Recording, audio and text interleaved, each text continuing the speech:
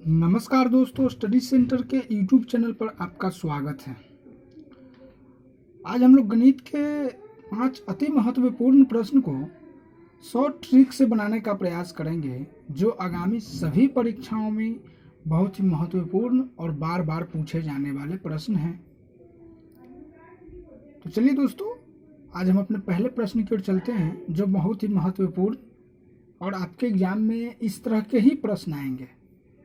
चलिए, तो आज का हमारा पहला प्रश्न है, एक वस्तु का क्रय मूल्य ज्ञात कीजिए जो 12.5% के लाभ पर 810 रुपये में बेचा जाता है।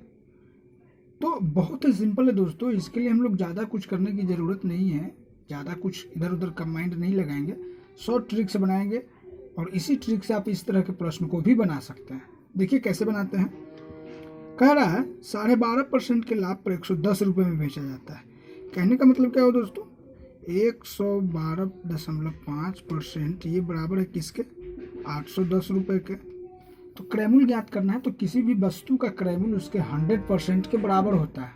ठीक है, तो 100% के लिए हम लोग निकाल लेंगे, तो क्या हो जाएगा 810 बटा 1125 हो जाएगा, गुने 100 गुना को 10 करेंगे तो ये 1000 हो जाएगा। ठीक है, ये 0.10 होगा बटा, तो ऊपर चला जाएगा। अब इसको कटा लीजिए दोस्तों, आप 5 से इसको कटा लीजिए, तो 5 दूना को 10, ये कट जाएगा। इसको आप कटाइएगा तो ये 225 मरतबे में कट जाएगा। ठीक है, फिर इसको 5 से कटा लीजिए, तो 5 चौका 20, 5 25 और ये 40 पचे कट जाएगा। फिर इसको 5 से कटा लीजिए, 8 पचे 40 और ये 9 पचे 45। अब ये 9 से 9 9 81 कट जाएगा 90 बार में। 90 गुने 8 करेंगे दोस्तों, तो क्या आएगा 720 रुपये। यानी उस वस्तु का क्रय मूल्य कितना है दोस्तों, 720 रुपये। तो देखेंगे 720 रुपये किस ऑप्शन में है, तो ऑप्शन नंबर 1 क्या हो जाएगा, सही हो जाएगा दोस्तों। तो मैं उम्मीद करता हूं दोस्तों, यह प्रश्न आप लोगों को बहुत अच्छे तरीके से समझ में आ गया होगा, और यदि इस तरह के प्रश्न आपके एग्जाम में आते हैं तो आप बहुत ही आसानी से सॉल्व कर सकते हैं। चलिए अगले प्रश्न की ओर चलते हैं दोस्तों। हमारा अगला प्रश्न है, एक व्यक्ति 27% अंक प्राप्त करता है तथा वह 18 अंकों से फेल हो जाता है।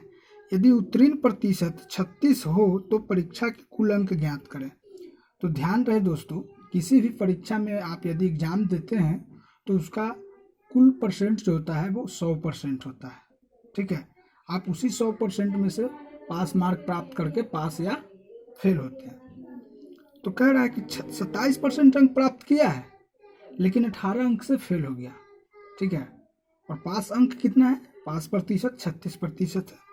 तो कहने का मतलब है कि ये 36% जो है ये बराबर है किसके, 27% प्लस 18 का। तो यहाँ से क्या हो जाएगा, 9% इक्वल, इधर 27 प्लस में इधर आएगा तो माइनस हो जाएगा, 36 में से 27 घटाएंगे तो 9 हो जाएगा, ये 18 के बराबर हो जाएगा।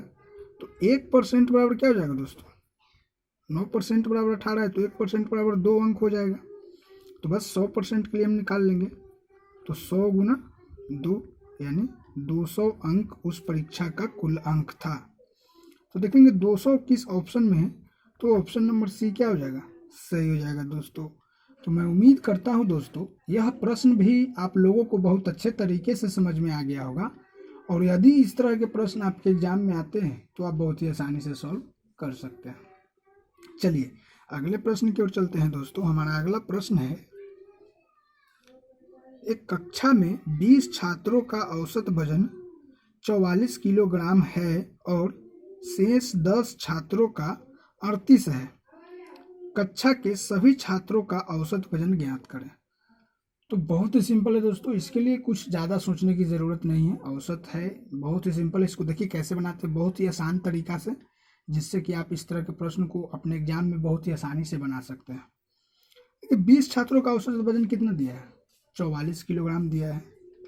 तो क्या हो जाएगा, 20 गुने 44 बराबर क्या हो जाएगा, 880 हो जाएगा दोस्तों।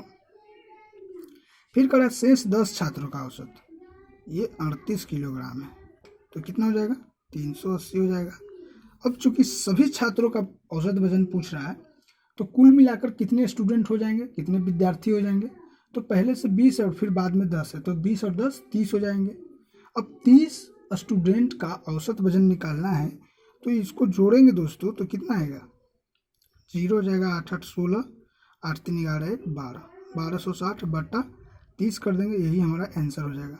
1 शून्य से 1 शून्य कट जाएगा, 3 चौका 12, 3 गुना को 6, यानी 42 छात्रों का औसत वजन कितना होगा दोस्तों? 42 kg, 42 किलोग्राम। तो देखेंगे 42 किलोग्राम किस ऑप्शन में है, तो ऑप्शन नंबर बी क्या हो जाएगा?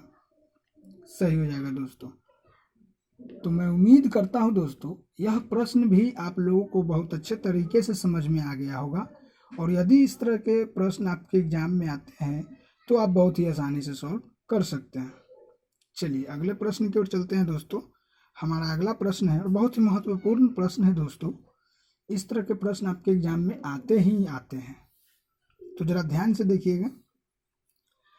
लागत मूल्य और विक्रय मूल्य का अनुपात 4:5 है, लाभ का प्रतिशत क्या होगा बतलाना है दोस्तों। तो लागत मूल्य मतलब क्रय मूल्य, और विक्रय मूल्य होता है जो क्रय मूल्य मतलब खरीदें और विक्रय मूल्य मतलब बेचने। तो यहाँ पे जो दोस्तों लागत मूल्य मतलब CP, cost price, selling price का अनुपात क्या दिया है? 4:5 दिया है। यानी कोई भी चीज़ है जो 4 रुपये में खरीदा गया और 5 रुपये में बेचा गया, तो लाभ कितने का हुआ? 1 रुपये का हुआ। और लाभ किस पे हुआ? 4 पे हुआ। तो बस 1 रुपये का लाभ किस पे हुआ? 4 पे हुआ। और चूंकि प्रतिशत पूछ रहा है तो 100 से गुना कर देंगे। कटा लीजिए इसको, 25 चौका 100, यानी कितने प्रतिशत का लाभ हुआ? 25% का। तो देखेंगे 25% किस ऑप्शन में है, तो ऑप्शन नंबर डी क्या हो जाएगा? सही हो जाएगा दोस्तों। तो मैं उम्मीद करता हूं दोस्तों यह प्रश्न भी आप लोगों को बहुत अच्छे तरीके से समझ में आ गया होगा, और यदि इस तरह के प्रश्न आपके एग्जाम में आते हैं तो आप बहुत ही आसानी से सॉल्व कर सकते हैं। चलिए अगले प्रश्न की ओर चलते हैं, और आज का हमारा आखिरी प्रश्न है और बहुत ही महत्वपूर्ण प्रश्न है दोस्तों। 15 आदमी एक काम को 20 दिनों में कर सकते हैं, 10 आदमी इसके दोगुने काम को समाप्त करने के लिए कितने दिन लेंगे? तो बहुत ही सिंपल प्रश्न है दोस्तों। बोल रहा है 15 आदमी हैं किसी काम को करने में 20 दिन लगाते हैं, तो 10 आदमी इसके दोगुने काम को कितने दिन में करेंगे, ये हमें बताना है। तो इसके लिए हम लोग फॉर्मूला जानते हैं, M1D1 बटा W1 बराबर M2D2 बटा W2।